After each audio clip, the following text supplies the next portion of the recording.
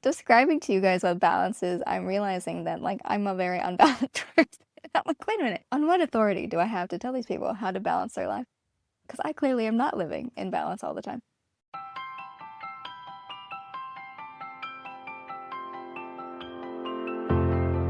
Hello, humans. It's your host, Kory, and this week we're going to talk about balance.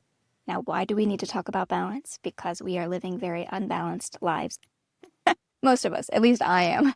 I think it's true that, at least from my friends and my family, the people that I speak to most regularly, balance is a really hard thing to maintain in life. And there's a couple of reasons for that. One is because our world is moving so quickly, so rapidly, that it's very easy to become unbalanced.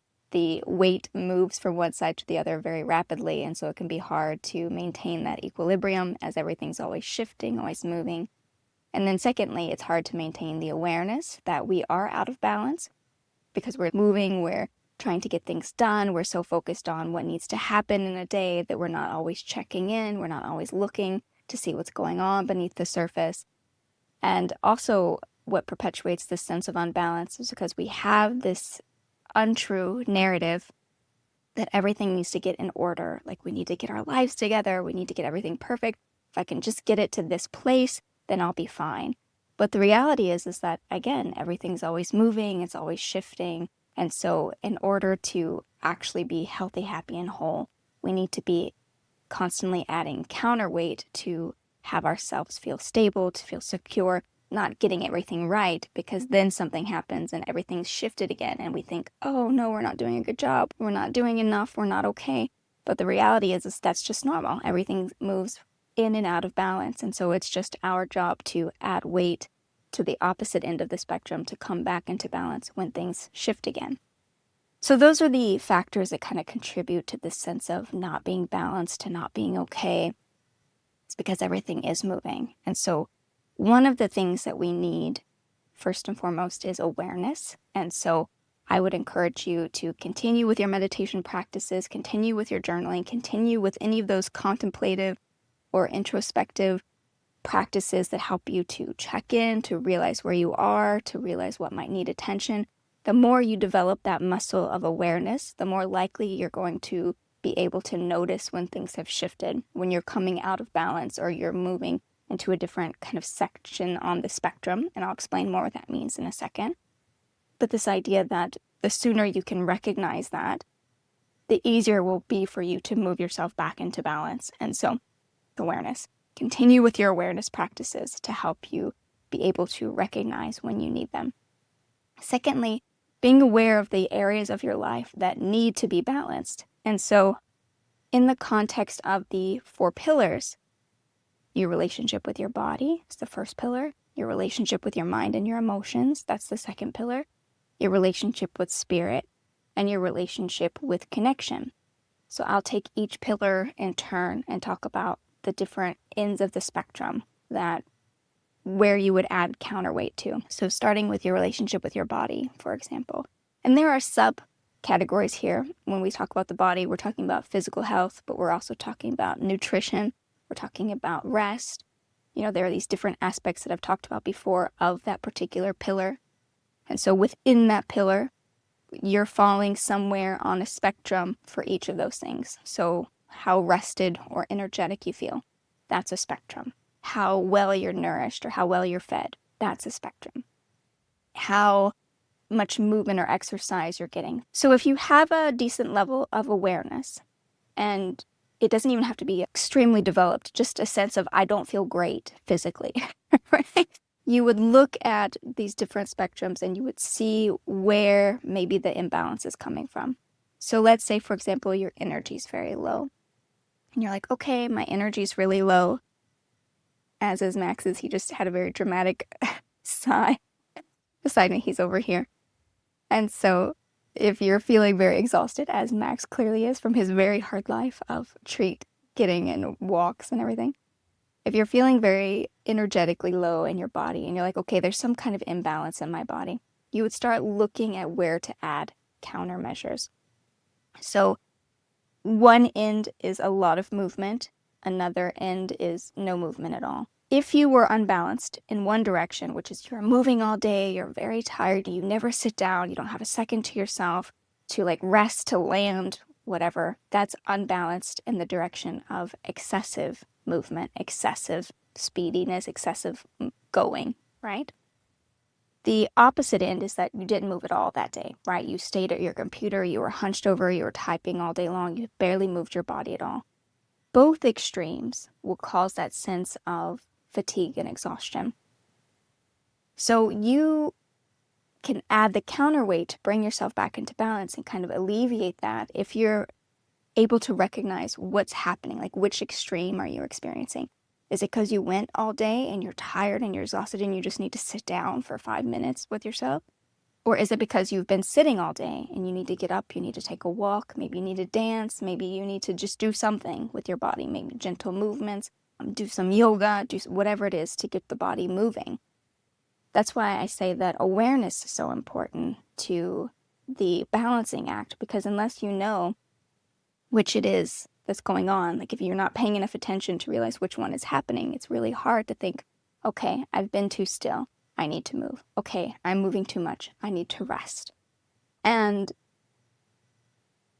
all of that, again, it begins with that awareness. So continue with the awareness practices. And then asking yourself, what can I do to add the counterweight to this moment? If it was an instance of nutrition, one of the ways I very commonly, myself, become out of balance is because I have too much sugar. I have a sweet tooth. And also, I just tend to deprioritize eating well for getting things done. It's a very bad habit of mine that I'm working hard to fix, but it's very slow. It's very slow going. It's like my Achilles heel. It's like the one bad habit problem I've had forever. Like I've fixed so many things, right? I've shared with you guys all the things I have overcome in my life, but my relationship with food is really hard for me. And so I will work, and then I'll be like, oh my gosh, it's 3 o'clock and I haven't eaten anything, and I'm like exhausted and shaking. And so I'll go eat something that's fast and sugary and like gives you that boost, right? Not a healthy, balanced way to approach that.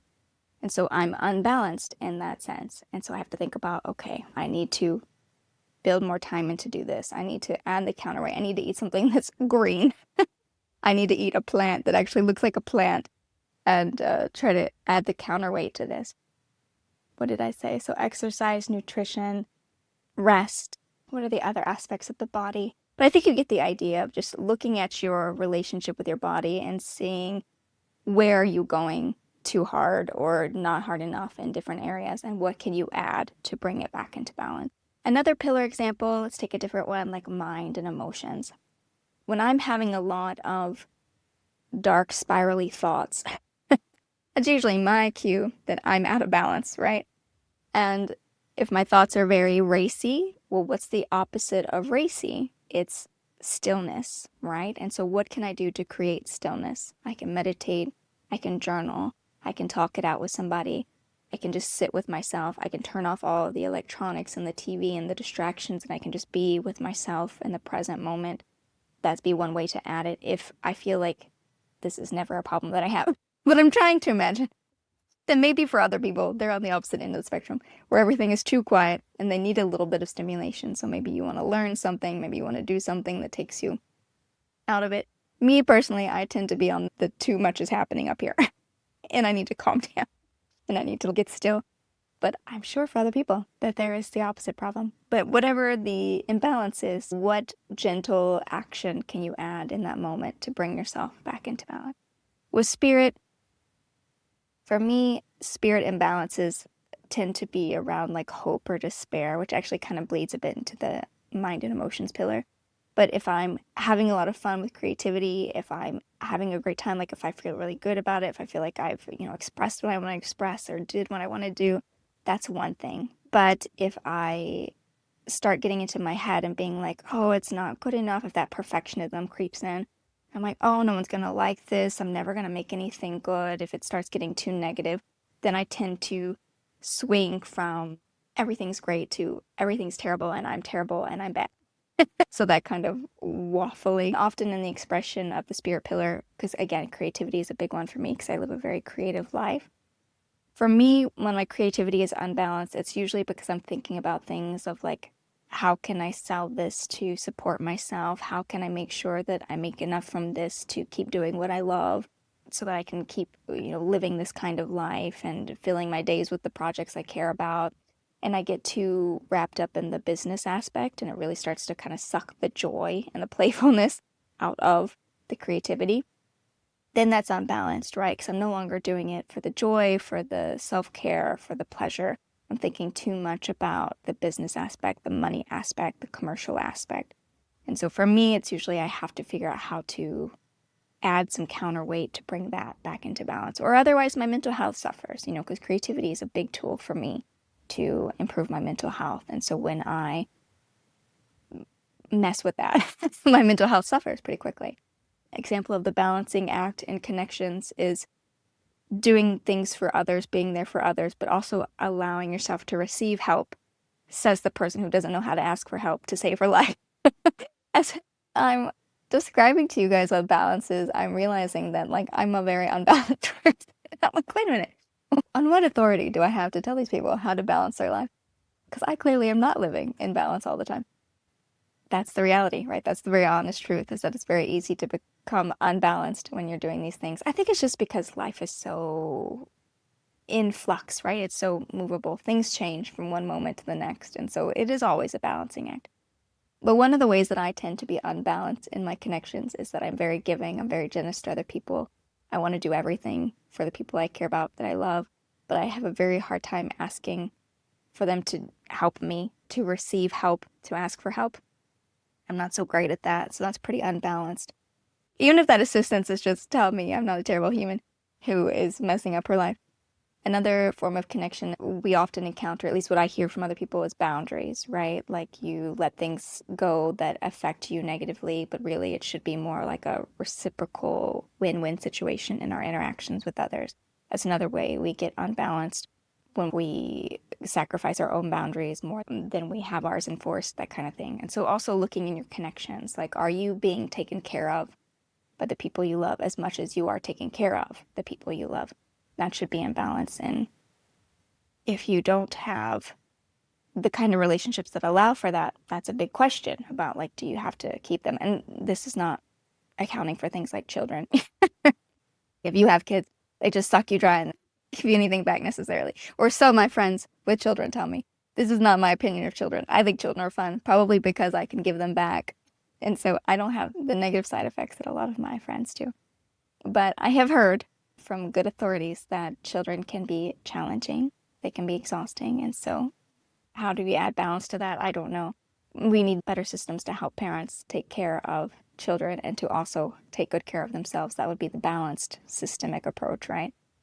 But anyway, so thinking about your 4 pillars, think about where you might be out of balance. Is it the body? Is it the mind and emotions? Is it the spirit? Is it the connections with others? Where can you add counterweight to different aspects of your life? Where do you need to add some balance?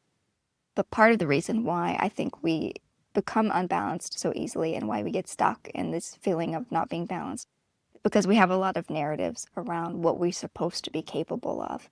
So, for example, you're supposed to be able to go, go, go and produce and never get tired. And if you are, it's because it's your own fault, right? It's not because so many of us are underslept. It's not because we now have this high tech, because I'm imagining in the future it's going to be even more technological, right? But we spend a lot of time on our devices and it interrupts our sleep. And that's a systemic thing going on, which is we're all expected to have these phones. If you don't have a phone, what stone age are you living in? And why are you so behind on the times, right? There are these stories that we tell each other about you should have a phone and you should be aware. You should definitely be watching the news. You should know what's going on at all times. You should be involved. And so there's this shame associated with certain behaviors, even if being on your device all the time affects your mood negatively. Being on your device all the time is interrupting your sleep. It's affecting your relationship with your body. Definitely affecting your mind and emotions if you open the news first thing in the morning. It's definitely affecting your ability to be creative and present if you're always consuming information and content rather than producing, being part of the creative act, right? And so thinking again about how there's this larger system that's affecting your ability to be well. And we have to take these timeouts, let's call them, or these moments to rebalance our actions, our way of moving through the world, while battling these narratives that we're terrible people because we pause, because we reflect, because we wait. I feel like there's so much speed associated with our society in particular, like you're expected to go, do. And it's really frowned upon that we take a moment to just kind of sit, think about this. What are we doing? Like, not rush. The speed and urgency is very generated by a system that prioritizes impulse over thoughtfulness. So, for example, they want you to buy things quickly. If you see an ad on the phone, they want to create so much emotional urgency in that ad that you don't think about whether or not you really need that. How would you really use it? Is that really something that's going to make your life better? They completely play upon that urgency that you got to do it now. By doing that, it creates this very sped up experience. I can't wait and think about this. I got to do it now, or I'm going to miss out, or it's not going to work out in my favor. It's not going to give me what I need. And that sense of urgency, that sense of impulsivity is very reinforced in the way that we encounter content and messages. We need to counterbalance that often. But I'm using this example of the systems because that's not the only example. There's plenty of examples where we're kind of living in this ecosystem that creates unbalance, and then we're sold products that are promising to get us back into balance again. But I'm saying you can balance yourself outside of this systemic ecosystem by simply being aware of where you are at any given time, being aware that you're super restless in your mind. That's one end of the spectrum of your mind and emotions, and that you have the power to balance that on your own with a bit of stillness, with a bit of peace, with a timeout, getting off the devices and just like sitting with yourself for 5-10 minutes, and that no purchase necessary, nothing required there for you to do that. You can just, the world will not end if you do that. Stepping away. Same for the body, having that rest, whatever the rest is. There's many different kinds of rest. I think I have an earlier episode from several months ago, or maybe it's over a year now. It's called like the 4 kinds of rest, something like that, for the different kinds of ways we can replenish ourselves, the different kind of rests that we need. And so you can definitely listen to that. But the idea that there are these systems, and this builds on what I said last time, that there are these systems that are constantly pushing you out of balance, and also just the natural act of living. The rules of this world are unbalanced, and we need the time and the space to do what we need to do to bring ourselves back into balance. And so it's not about getting everything right. It's not about always being perfect or having things great and all your ducks in a row.